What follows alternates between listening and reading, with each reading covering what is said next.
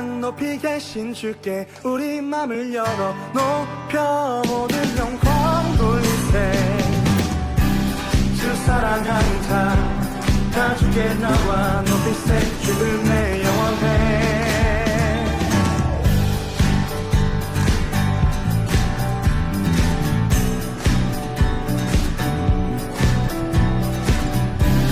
주 사랑하는 다 주께 나와 높이세. 주를 내 영원해.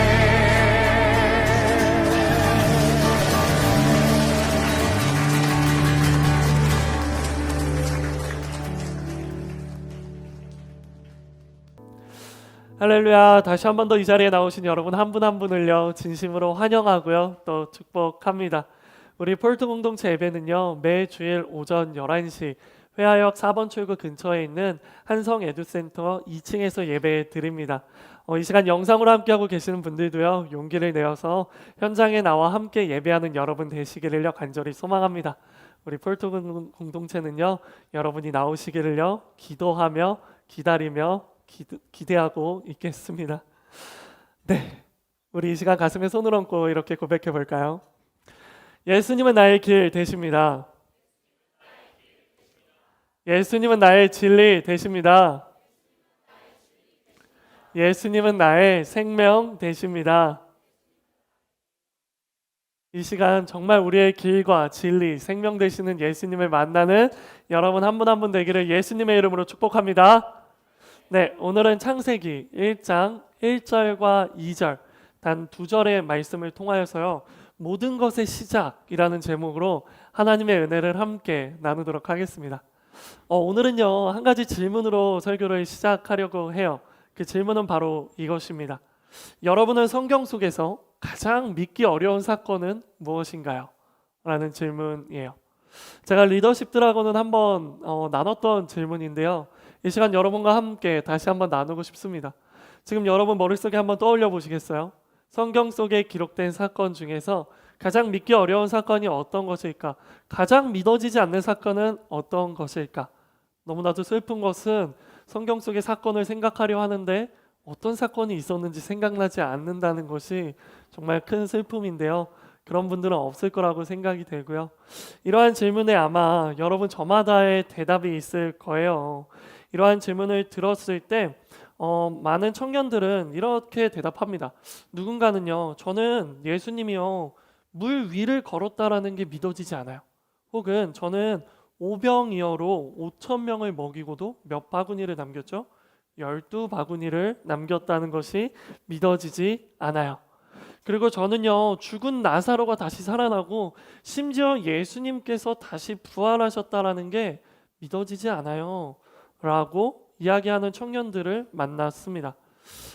이러한 사건들 뿐만 아니라 이것을 제외하고도 수많은 사건들, 성경 속에 기록된 수많은 초자연적인 사건들에 대해 이야기하면서 사실 전도사님 저는 이게 믿어지지 않아요 하는 청년들이 계실 거예요. 하지만 저는요 조금 생각이 다릅니다. 저도 청년회 때 이런 질문을 들었을 때가 있었어요.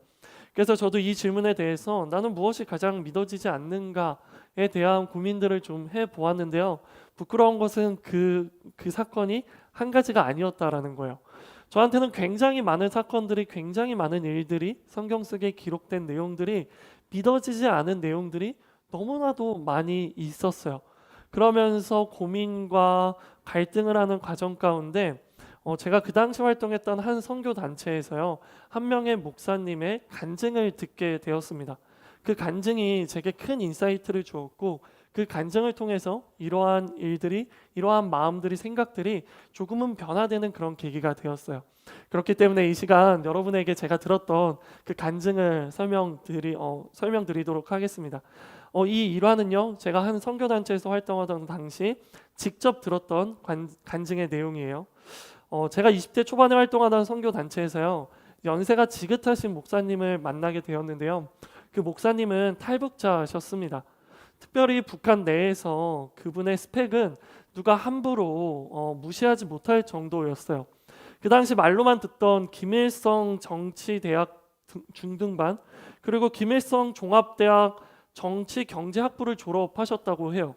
그리고 정치 장교로서 북한의 계급 체제로서 중좌, 즉 우리나라로 치면요 중령의 신분을 가진 그런 분이셨어요. 그런데 김일성이 죽은 이후 이어지는 김정일 체제에서요 내적으로 심각하게 갈등을 겪고 계셨는데요. 바로 그때 그분이 친구로부터 비밀리에 성경을 선물 받았다고 합니다. 처음에는 호기심으로 그 성경책을 한번 펴보았다고 해요. 그러나 그분은 그 성경책을 펴자마자 바로 성경책을 덮었다고 해요.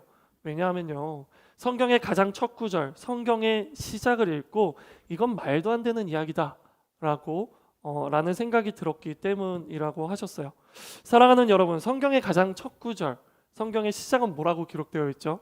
우리 모든 것의 시작, 창세기 1장 1절을요 함께 읽어보도록 하겠습니다. 시작. 하나님께서 태초에 하늘과 땅을 창조하셨습니다. 그렇습니다. 그 목사님은요 바로 이 창세기 1장 1절이 믿어지지 않아 성경을 덮은 거예요. 그리고 또 얼마간의 시간이 흐른 후에 성경이 또 생각이 나셔서 한번 다시 읽어볼까 하고 또 성경을 꺼내어 펼쳤지만 또다시 창세기 1장 1절을 읽은 후에 거기서 또 성경책을 덮으셨다고 합니다. 이러한 과정이 몇 번 반복되었고 그렇게 몇 번 반복되는 그런 시간들이 존재했어요. 그러던 어느 날 목사님께서 성경을 또다시 펼쳐서 읽어보았는데 어느 순간 창세기 1장 1절이 믿어지셨다라고 이야기하셨습니다. 그리고 창세기 1장 1절이 믿어지는 순간 창세기 1장 2절부터 성경의 가장 마지막 장인 요한계시록 22장 21절까지 막힘없이 쭉쭉 읽어 내려가셨다고 합니다. 왜냐하면 하나님께서 이 세상을 모든 것을 창조하셨다는 것이 믿어졌는데 그 뒤에 어떤 내용을 못 믿겠느냐라고 이야기하셨어요. 저는 이 이야기가 굉장히 임팩트 있었습니다. 창세기 1장 1절 태초에 하나님이 천지를 창조하시니라. 천지를 창조하신 하나님이 믿어지는 순간 성경에 기록된 모든 내용들 중에 믿어지지 않을 것은 없다. 세상을 창조하신 하나님께서 죽음에서 부활하지 못하시겠느냐? 세상을 창조하신 하나님께서 병든 자를 못 고치시겠느냐? 귀신을 못 쫓아내겠느냐? 초자연적인 역사를 일으키지 못하겠느냐? 그렇게 그 목사님은 하나님을 뜨겁게 만나고 성령의 인도하심에 따라 탈북하여 한국으로 오게 되었고 한국에 와서 신학을 배우신 이후에 지금 목회자로 섬기시고 계십니다. 그렇습니다. 저는요 이 간증을 들으면서요 이런 생각이 들었어요. 창세기 1장 1절을 지금까지는 너무나도 당연하다는 듯이 아무 생각 없이 읽었는데 이 짧은 한 구절 속에 엄청난 의미가 숨어져 있구나. 나는 정말 창세기 1장 1절을 믿는가? 나는 정말 내 마음속 깊은 곳에서 나의 신앙으로 믿음으로 나는 창세기 1장 1절을 붙잡고 있는가? 나는 정말 하나님이 세상을 창조하셨다는 이 창조 신앙이 견고하고도 확고한 믿음이 나에게 있는가? 사랑하는 폴트 공동체 여러분, 이러한 질문을 여러분에게 드리고 싶습니다. 여러분은 창세기 1장 1절에 대한 흔들림 없는 그러한 믿음이 있으십니까? 여러분은 창세기 1장 1절에 대한 한치의 망설임도 없고 흔들림도 없는 견고한 그런 믿음이 여러분에게 있으십니까? 정말 하나님께서 태초에 하늘과 땅을 창조하셨다는 그 창조 신앙이 여러분에게 있냐는 질문입니다. 저는 오늘 여러분과 함께 바로 이 창조 신앙에 대해 나누려고 합니다. 놀라운 것은 오늘을 시작으로 앞으로 약 66주 동안 우리는 함께 창세기에 대해서 나눌 거예요. 너무 설레고 기대되죠? 단순히 창세기 1장 1절로 끝나지 않고 와 1장 1절부터 50장까지 우리가 가는구나. 너무 기대되죠? 너무 기대되죠? 네, 저도 너무 기대가 됩니다. 제 삶의 창세기 강해를 하는 날이 오게 되어 너무 기대되고요. 여러분에게 약속드릴게요. 제가 정말 열심히 창세기 강해를 준비할 테니 여러분도 기대하는 마음을 가지고 앞으로 66주 동안 함께 해보도록 합시다. 아멘. 자, 오늘 그 시작으로요. 창세기 1장 1절부터 2절을 조금 더 깊이 있게 살펴보도록 하겠습니다. 그 전에 먼저 여러분을 축복합니다. 이러한 축복이 여러분의 삶 가운데 있기를 원하시는 분들 각자의 자리에서 아멘으로 화답하십시오. 나는 오늘 우리 모두에게 창조 신앙이 올바로 자리 잡기를 예수님의 이름으로 축복합니다. 나는 오늘 우리 모두에게 창조 신앙이 올바리 뿌리 내려지는 그 씨앗이 심겨지는 그 시작의 시간이 되기를요 예수님의 이름으로 축복합니다. 자, 우리 이러한 마음을 가지고요 다시 한번 창세기 1장 1절의 말씀을 읽어볼 거예요. 우리가 오늘 창세기 1장 1절만 한 3번 정도 읽을 거거든요. 우리 한번 마음속에 새기면서 읽어보도록 하겠습니다. 시작. 하나님께서 태초에 하늘과 땅을 창조하셨습니다. 자, 먼저 이 말씀을 통해 우리가 짚고 넘어가고 싶은 부분은요 두 부분이에요.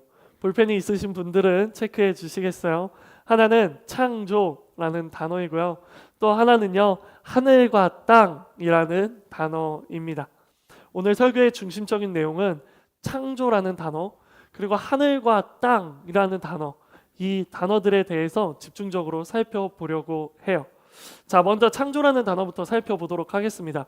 구약 성경의 원어인 히브리어는요 창조하다라는 의미를 가진 동사가요 3개가 있어요. 하나는 바라라는 동사고요. 또 하나는 아사라는 동사, 그리고 마지막 3번째 동사는요 야차르라는 동사입니다. 3개의 동사 모두 한국어로 직역하면 창조하다라는 의미를 가지고 있지만요 엄밀히 따져보면요 그 3개의 단어는요 조금씩 의미가 다릅니다. 먼저 창조하다라는 의미를 가진 첫 번째 동사 바라라는 동사부터 살펴보도록 하겠습니다. 다 함께 따라해 볼까요? 바라. 자, 바라는 히브리어로 앞에 저렇게 씁니다. 바라라는 뜻이에요. 바라는요 완전한 창조 행위에 대해서만 사용되는 단어입니다. 바라는 완전한 창조 행위에 대해서만 사용되는 단어예요. 여기서 말하는 그럼 완전한 창조란 무엇일까라는 질문이 들죠. 완전한 창조라는 것은요 무에서 유를 만들어내는 창조입니다. 그 어떤 재료도 요소도 없는 상태, 아무것도 없는 무라는 상태에서 유를 만들어내는 바로 그러한 창조를요 바라라고 이야기하는 거예요. 즉 아무것도 없는 상태에서 무언가를 만들 때 사용하는 단어이기 때문에 이 단어를 사용할 수 있는 분은 딱 한 분입니다. 누구요? 하나님인 것이죠. 그렇습니다. 바라라는 창조하다라는 이 단어는요 오직 하나님에게만 사용되는 단어예요. 자, 그리고 두 번째 창조하다라는 의미를 가진 동사 아사라는 동사를 살펴보도록 할게요. 다 함께 따라해 볼까요? 아사. 자, 아사는요 역시나 창조하다라는 단어이지만요 바라와는 또 다른 단어입니다. 아사는 바라와는 다르게 이미 존재하고 있는 물질을 재료로 해서요 더 나은 물질을 사용할 때, 창조할 때 만들 때 사용하는 단어예요. 자, 바라와 아사의 차이점을 아시겠죠? 바라는 뭐라고요? 무에서 유를 만들 때, 그리고 아사는요 어떠한 재료를 가지고 다른 것을 만들 때 사용되는 단어입니다. 즉 유에서 유를 만들 때 사용하는 단어가 바로 아사라는 단어인 것이죠. 이는 완전한 무에서 유를 창조하는 바라와는 구별됩니다. 즉 A를 통해 B를 만들 때 우리는 아사라는 단어를 쓰는 것입니다. 그리고 마지막 3번째 창조하다라는 동사 야차르를 살펴보도록 할게요. 다 함께 따라해 볼까요? 야차르. 자, 야차르는요 또 아사와는 또 다릅니다. 야차르는요 특별히 어떠한 목적을 따라 그 기존의 물질을 새롭게 조성하는 행위예요. 자, 이게 아사와는 조금 구별돼요. 자, 잘 보세요. 아사는 A를 통해 B를 만드는 거죠. 하지만 야차르는요 여기에 플러스 하나가 더 들어가요. 뭐냐면 특정한 목적, 어떤 특별한 목적을 가지고 A를 통해 B를 만들 때 바로 야차르라는 단어를 사용하는 것입니다. 즉 예레미야서에 기록된 토기장이 비유를 생각하면 쉽습니다. 토기장이가요 진흙을 가지고요 각각의 그릇의 형태를 만들잖아요. 그릇의 형태를 만들 때는 이 그릇을 어떻게 써야겠다라는 그러한 목적을 가지고 형태를 만들잖아요. 즉 진흙을 가지고 토기장이가 어떠한 그릇을 목적에 따라 만들 때 바로 그때 성경에서는요 야차르라는 창조하다라는 단어를 사용한다라는 것입니다. 이것이 바로 창조하다의 세 가지 히브리어 원어 바라, 아사, 야차르 이 세 개의 단어의 세부적인 설명입니다. 그렇다면 여러분이 이것을 잘 이해했는지 확인하기 위해서 질문하도록 할게요. 그렇다면 과연 오늘 우리 본문 말씀인 창세기 1장 1절 하늘과 땅의 창조는요 과연 이 바라, 아사, 야차르 세 개의 단어 중에서요 어떤 단어를 사용했을까요? 조금 어려울 수 있지만요 이미 1장 1절을 통하여서요 우리에게 엄청난 힌트가 주어져 있어요. 그 힌트는 바로 본문에 기록된 태초라는 바로 이 단어입니다. 태초라는 이 창조의 때, 이 태초가요 과연 성경에서 창조가 어떤 단어로 쓰여졌는지에 대한 힌트를 우리에게 주는 것입니다. 하나님께서는 태초에 하늘과 땅을 창조하셨다고 했죠. 즉 하늘과 땅의 창조의 시점이 언제라고요? 태초를 의미합니다. 그렇다면 태초란 어떤 때예요? 태초란 어떤 때입니까? 영어로는 in the beginning. 그렇습니다. 모든 것이 시작하는 때인 거예요. 정말 아무것도 존재하지 않았던 때, 그 어떤 물질도 재료도 없던 바로 그때, 오직 하나님만이 계시던 바로 그때, 그때가 바로 태초입니다. 그렇습니다. 아무것도 없던 완전한 무에서 하늘과 땅이라는 것을 창조하신 하나님의 창조는요 앞에서 살펴봤던 세 개의 단어 중에서요 가장 첫 번째 단어 무에서 유를 만들어내는 바라라는 단어가 쓰여졌다라는 것입니다. 기억하십시오. 하나님께서는요 무에서 유를 창조하신 창조주 하나님입니다. 하나님은 이미 존재하던 어떤 재료를 가지고 하늘을 만드시고 땅을 만드신 것이 아닙니다. 하나님께서는 이미 존재한 어떠한 물질을 가지고 이 세상을 창조하신 것이 아닙니다. 하나님의 창조는 무에서 유를 창조한 완전한 창조인 것입니다. 그런데 세상은 우리에게 외칩니다. 세상은 우리를 조롱합니다. 세상의 모든 것이 우연한 자연 발생을 통해 생겨났다고 말합니다. 대표적으로 어떤 이론이 있죠? 빅뱅 이론이 있습니다. 빅뱅 이론이 무엇이죠? 간단히 말하면요. 우주 내의 모든 물질을 포함하는 초원자라는 것이요. 한순간에 폭발해서요. 우주가 생성되었다라고 말하는 것이죠. 그런데 놀라운 것은 크리스찬 중에서도요. 바로 이러한 빅뱅 이론에 긍정하는 사람들이 있다라는 것이 안타까운 현실이고 슬픈 현실이고 충격적인 현실인 것입니다. 그들의 주장은 이래요. 하나님께서 말씀하시는 창조의 순간이 바로 초원자가 폭발해 우주가 생성된 바로 그 시점이다.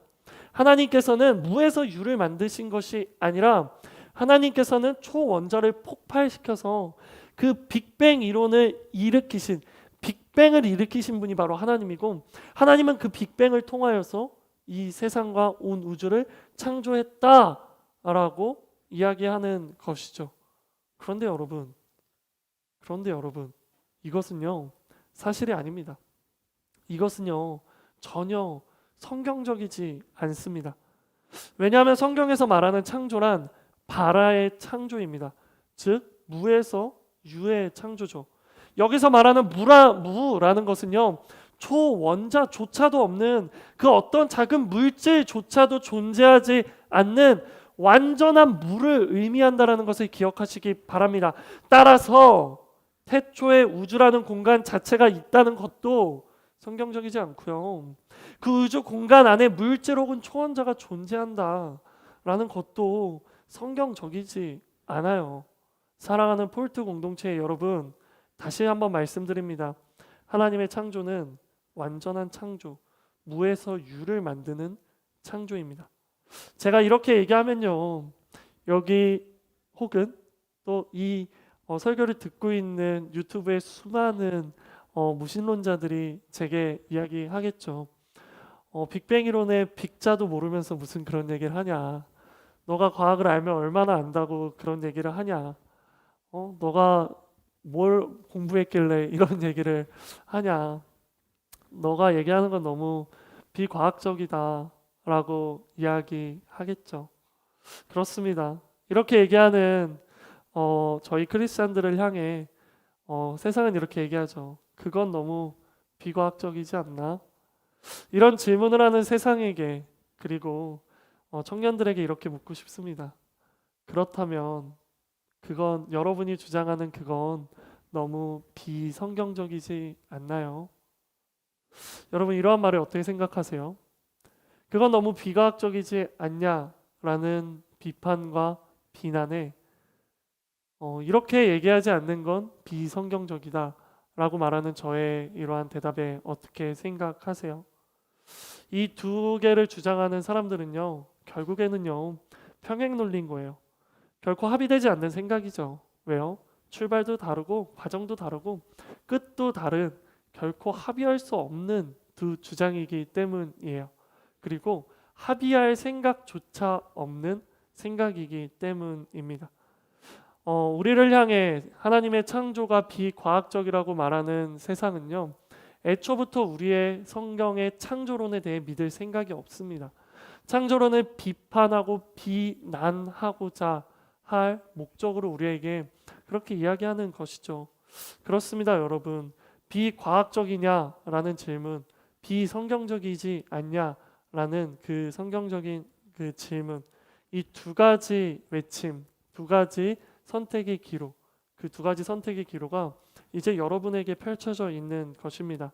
사랑하는 여러분, 여러분에게 묻습니다. 이제 선택권은 여러분에게 있어요. 여러분은 어느 쪽에 서시겠습니까? 여러분은 어느 쪽에 서서 어떤 주장을 받아들이시겠습니까? 하나님의 창조 신앙에 서서 빅뱅 이론을 향해서 그건 너무 비성경적이다, 성경을 근거로 그거는 성경적이지 않다라고 외치시겠습니까? 아니면 세상의 편에 서서 하나님의 창조에 대해 그것은 너무 비과학적이다 라고 외치시겠습니까? 사랑하는 여러분, 이 외침의 기준은 바로 내게 있어서 성경이 어떠한 위치를 차지하고 있느냐라는 것을 말해주는 것입니다. 성경의 역사적인 사실에 대해서 반대하는 수많은 역사학자들이 있죠. 그들이 성경은 역사적이지 않다라고 비판하고 비난하는 이유가 뭐죠? 그들의 근거는 고대 근동의 문헌들이죠. 그 문서들을 기반으로 성경의 내용은 그거는 역사적이지 않다라고 이야기하는 거예요.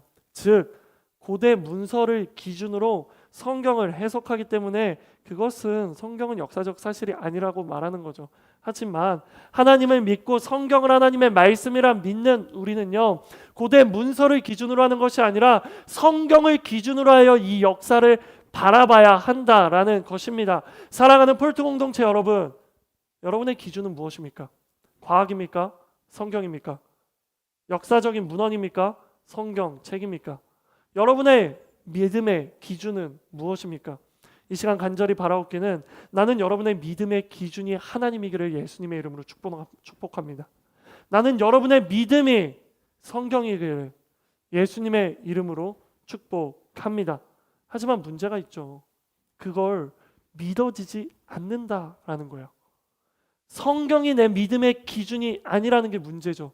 성경이 믿어지지 않고 성경이 나에게 있어서 큰 효력과 설득력을 주지 못한다라는 게 문제죠. 그렇다면 여기서 질문 던져야죠. 어떻게 우리가 그 믿음을 소유할 수 있느냐? 그것이 문제고 그것이 우리가 해결해야 할 숙제인 거죠. 믿음은 우리가 어떻게 소유할 수 있죠, 여러분? 성경 10번 읽으면 믿음이 생겨나나요? 매일 주일 예배에 빠지지 않고 예배당에 나오면 믿음이 생겨나나요? 우리가 하나님께 믿음을 주세요, 믿겠습니다 라고 고백하는 순간 우리에게 믿음이 생겨나나요? 그렇지 않죠.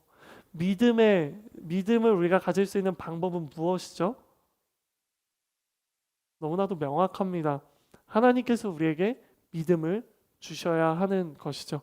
그래서 믿음을 다른 두 글자로 뭐라고 하죠? 선물이라고 이야기하는 것이고, 그 믿음을 소유한 우리는 하나님의 은혜를 받았다라고 이야기하는 것입니다. 죄송합니다. 믿음을 소유할 수 있는 방법을 알려드리지 못해 너무나도 죄송해요. 근데 여러분, 제가 믿음을 소유할 수 있는 다른 방법을 여러분에게 이야기하는 순간 저는 여기 서 있을 자격을 잃게 되는 것입니다. 사랑하는 여러분, 믿어지지 않는 분들이 계십니까? 그렇다면 하나님께 기도하십시오. 하나님, 내게도 그 믿음을 선물로 주세요. 하나님, 내게도 나의 모든 생각과 판단의 기준이 하나님이기 원합니다. 내 판단의 기준이 성경이 되게 하여 주시옵소서. 우리가 이러한 믿음을 가지지 못하고 하나님 앞에 예배드리는 것은요, 아무 의미 없습니다. 우리가 이러한 믿음을 가지지 못하고 우리가 성경을 읽어내려고 하는 것은 큰 의미 없는 거예요. 그러니 여러분, 이 시간 축복합니다. 나는 여러분이 하나님으로부터 믿음을 선물로 받게 되기를 예수님의 이름으로 축복합니다. 너희에게 믿음이 있을지어다. 하나님께서 믿음을 줄지어다. 하나님께서 너희에게 믿음을 선물로 주실지어다. 하나님께서 여러분이 기도하기만을 기다리고 계십니다. 그렇게 기다리고 계신 하나님께 하나님 그 믿음을 주시옵소서 라고 기도하며 나아갈 때 여러분에게 그 믿음이 있게 되기를 예수님의 이름으로 축복합니다. 다시 돌아와서 사랑하는 여러분, 그렇기 때문에 우리는요, 믿음이 중요한 것이에요. 그래서 기독교를 뭐라고 말하죠? 이해의 신앙이 아니라 믿음의 신앙이라고 말하죠. 이해되니까 믿는 게 아닙니다. 우리가 아이폰을 보면서 나는 아이폰이 있는 것을 믿어 라고 얘기하나요? 나는 여기 이 테이블을 보면서 나는 이 테이블이 있다라는 것을 믿어 라고 이야기하나요? 아니죠. 이건 믿음의 영역이 아닌 거죠. 눈에 보이는 것은 믿음의 영역이 아니에요. 그런데 창조 신앙은요, 눈에 보이지 않습니다. 하나님은 눈에 보이지 않아요. 하나님의 창조도 눈에 보이지 않습니다. 하나님의 역사도 믿음도 눈에 보이지 않습니다. 그렇기 때문에 이것은 믿음의 영역인 것입니다. 증명할 수도 이해시킬 수도 없는 믿음의 영역인 거예요. 그렇기 때문에 역설적으로 믿음을 지키는 것이 중요하다라는 거예요. 역설적으로 오히려 믿음밖에 붙잡을 게 없다라는 것입니다. 그렇기 때문에 우리는 더욱 이 창조 신앙에 대한 믿음을 지키는 것이, 소유하는 것이 중요한 것입니다. 결코 우리의 창조 신앙의 믿음이 흔들려서는 안 되는 것이죠. 왜냐하면요, 이 창조 신앙이 흔들리는 순간 우리는 성경에 기록된 모든 사건들이, 내용들이, 그 진리가 흔들리기 때문입니다. 마치 주춧돌이 무너지며 건물이 무너지는 것과 같습니다. 기억하십시오. 창조 신앙은 우리 신앙의 주춧돌입니다. 그렇기 때문에 한 가지를 더 기억하십시오. 기둥의 단단함을 지킨 건물은 언제나 재건될 수 있듯이요, 창조 신앙의 견고함을 지킨 성도는요, 언제든지 회복될 수 있습니다. 저는 우리 모두가 이해하고 믿는 것이 아니라 믿기 때문에 이해가 되는 그런 놀라운 신비를 경험하게 되는 여러분 한 사람 한 사람 되기를 예수님의 이름으로 축복합니다. 믿음이 이해되고 납득이 되는 그런 은혜가 믿음이 이해되고 납득이 되는 그런 은혜가요, 여러분에게 가득하기를요 예수님의 이름으로 축복합니다. 자, 그렇다면 창세기 1장 1절에서요 우리가 이 창조라는 단어 말고 그 다음으로 넘어가서 이제는 하늘과 땅이라는 단어에 대해서 한번 살펴보도록 하겠습니다. 다시 한번 더 창세기 1장 1절의 말씀을 읽어볼까요? 시작. 하나님께서 태초에 하늘과 땅을 창조하셨습니다. 네, 하나님께서 태초에 하늘과 땅을 창조하셨습니다. 여기서 하늘과 땅에 초점을 맞춰 볼게요. 먼저 여러분에게 질문합니다. 여기 말씀에 기록된 하늘과 땅이란 무엇일까요? 과연 여기서 말하는 하늘과 땅이라는 것은 무엇일까요? 그저 우리가 단순히 그 하늘과 땅, 말 그대로 스카이, 하늘, 랜드, 땅 이것을 의미하는 것일까요? 만약 그렇다면 성경에 오류가 있어요. 왠지 아세요? 창세기 1장 1절을 통해 하늘과 땅이 만들어졌다고 했죠. 근데 뒤로 가면요, 하나님께서 땅을 창조하신 장면이 다시 나와요. 즉 빛, 궁창, 땅과 바다. 하나님은 첫째 날 빛, 둘째 날 궁창, 셋째 날 땅과 바다. 땅을 셋째 날에 또 창조하시죠. 창세기 1장 1절을 통해서 하늘과 땅을 창조하셨는데 왜 셋째 날 다시 땅을 창조하신 걸까라는 궁금증이 들지 않아요? 들지 않으면 왜 들지 않는 줄 알아요? 한 번도 1장 1절에서 땅이 셋째 날에 땅에 또 나오는구나를 생각해 본 적이 없기 때문이에요. 왜 없는 줄 알아요? 성경을 제대로 읽지 않기 때문이에요. 왜 성경을 제대로 안 읽는 줄 알아요? 성경이 재미없기 때문이에요. 왜 성경이 재미없는 줄 알아요? 하나님을 믿지 않기 때문이지는 않을까요? 성경이 정말 하나님의 말씀이고 나를 향한 하나님의 외침이다라는 믿음이 없기 때문이 아닐까요? 정말 성경 한 글자 한 글자가 나에게 말씀하시는 하나님의 말씀이라는 그 믿음이 있다면 어떻게 성경 속에 기록된 한 글자 한 글자, 단어 하나, 조사 하나, 접속사 하나, 그거 하나를 우리가 대충 읽을 수 있겠습니까? 사랑하는 여러분, 성경이 재밌어지기를 예수님의 이름으로 축복합니다. 처음에는 우리가 성경을 읽지만 성경을 읽다 보면 성경이 우리의 인생을 읽어줄 것입니다. 처음에는 우리가 성경을 보지만 시간이 지나면 성경이 우리의 인생을 봐줄 겁니다. 그렇게 우리가 성경을 읽어 내려갈 때 결국 성경이 우리의 인생과 우리의 문제와 우리의 모든 관계를 읽어 내려가며 풀이해줄 그런 은혜가 여러분에게 가득하기를요, 예수님의 이름으로 축복합니다. 자, 다시 돌아와서 창세기 1장 1절에 기록된 땅과 바다는 스카이, 하늘, 랜드, 땅의 의미가 아니다라는 것을 여러분의 이야기 드리고 싶습니다. 즉 창세기 1장 1절에서 말하는 하늘과 땅은요, 보이지 않는 세계와 보이는 세계에 있는 모든 것을 의미하는 거예요.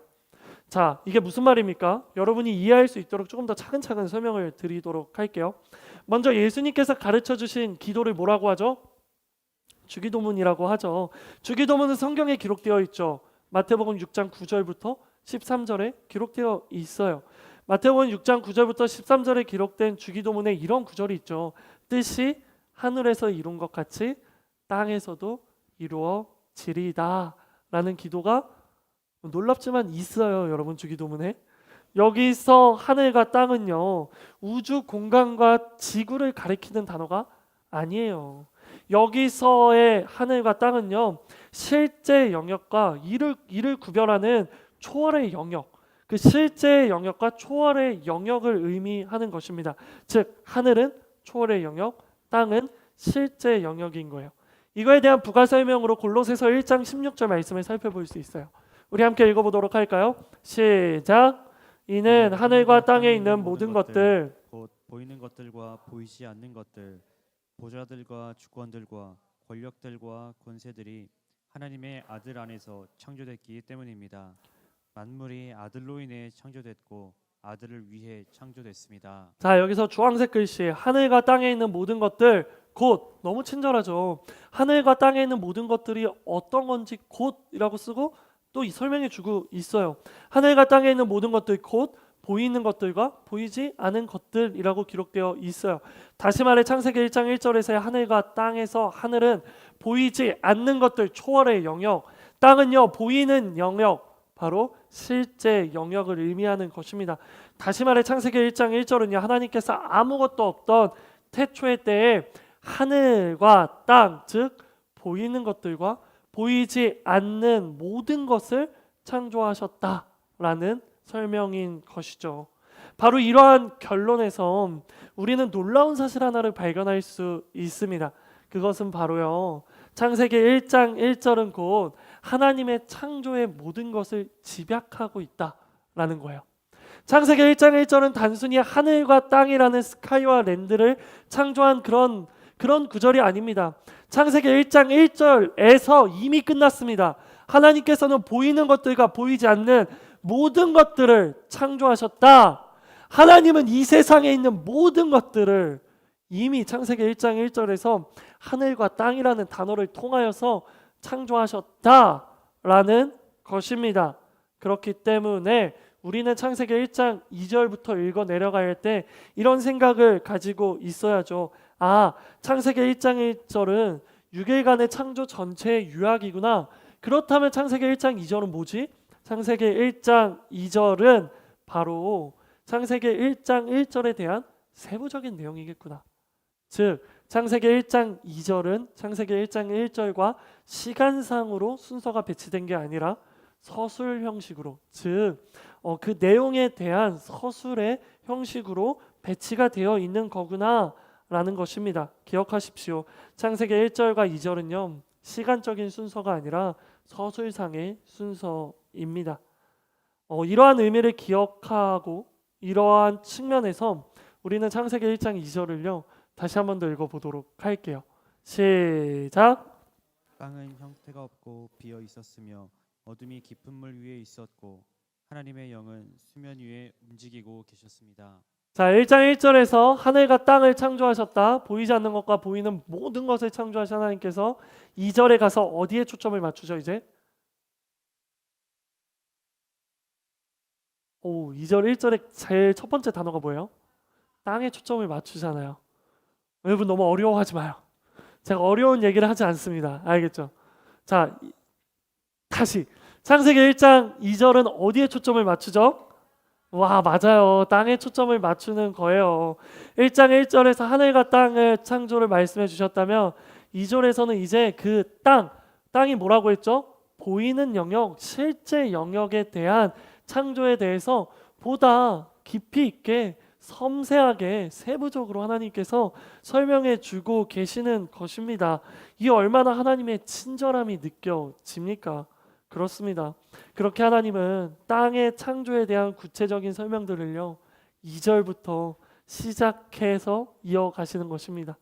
이를 통해 우리가 발견할 수 있는 것은요 무엇이냐면 이 땅, 눈에 보이는 영역, 이 세상은 하나님께서 창조하신 하나님의 것이라는 것을 분명히 발견할 수 있는 거예요.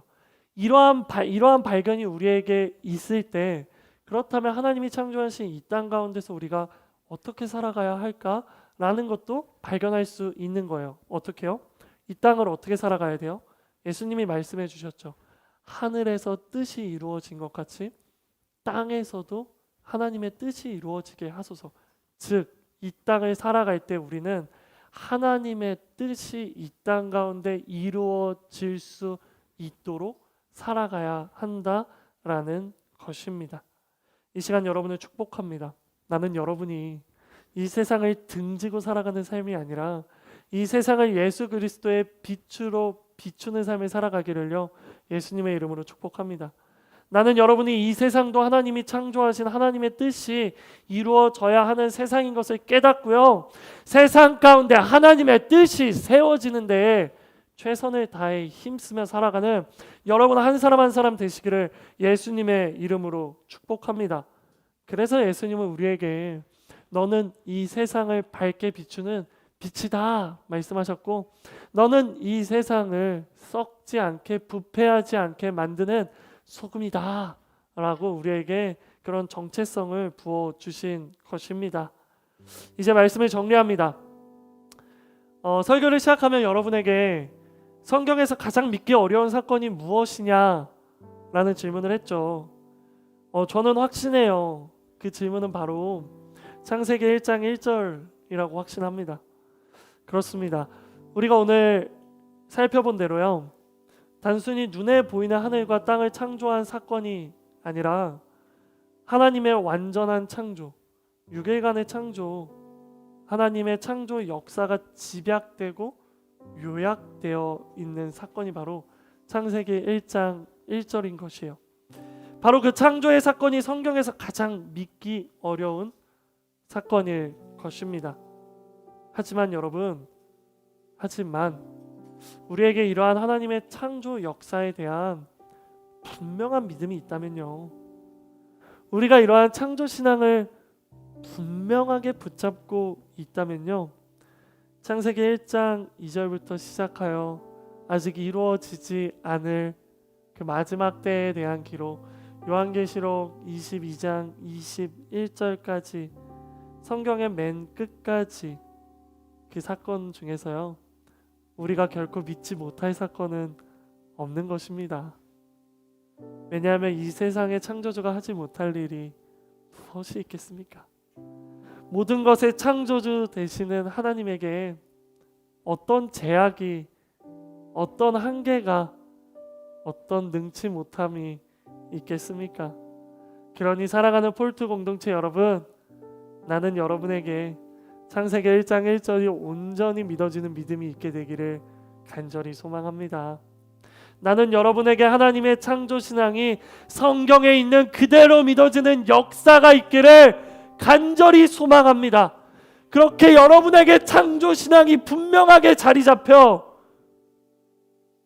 그 어떤 세상의 꾀임에도, 그 어떤 세상의 속임수에도, 그 어떤 세상의 비난과 조롱에도 결코 흔들리지 않는 여러분 되기를요 간절히 소망합니다. 세상이 아무리 우리를 향해, 하나님의 창조를 향해 비과학적이라고 조롱해도 무시해도 우리는 하나님의 창조 역사는 성경에 기록된 역사적인 사실이며 우리 신앙의 핵심이다 라고 외치면서 굴복하지 말고 타협하지 말고 당당하게 멋지게 나아가는 여러분 되시기를 간절히 소망합니다. 그러니 여러분, 세상의 외침에 타협하지 마십시오. 세상의 외침에 우리의 믿음의 회의감을 가지지 마십시오.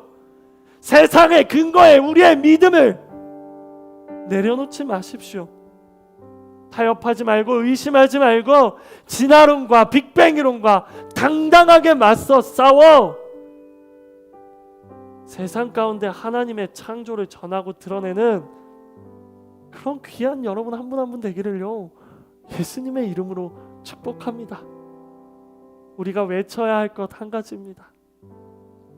창조신앙이 역사적인 사실인 이유는 하나님의 말씀이기 때문이다. 내가 진화론을 믿지 않고 창조론을 붙드는 이유는 성경에 기록되어 있기 때문이다. 그 외에 어떤 근거도 필요 없다. 성경이면 충분하다. 나의 믿음이면 충분하다. 하나님의 말씀이면 충분하다. 하나님이 말씀하셨사오니 그것이 사실인 것을 내가 믿기에 충분하다. 이것이 우리의 외침이 되기를 예수님의 이름으로 축복합니다. 우리 이 시간 함께 기도합시다. 우리 이 시간 오늘은 딱 두 가지만 기도할게요. 가장 먼저 하나님 앞에 이렇게 기도해 볼까요? 하나님, 내게 이 믿음을 주시옵소서. 하나님, 내게 이 믿음이 더욱더 굳건히 있게 하여 주시옵소서. 하나님, 내 마음 가운데 창조 신앙에 대한 믿음이 있을 수 있도록 주님 부어 주시옵소서. 주님 선물로 주시옵소서. 내게 은혜 베풀어 주시옵소서. 우리 이 시간 이 믿음 하나 하나님 앞에 구하면서 하나님 앞에 기도하며 나아가기 원합니다. 기도하겠습니다. 주여,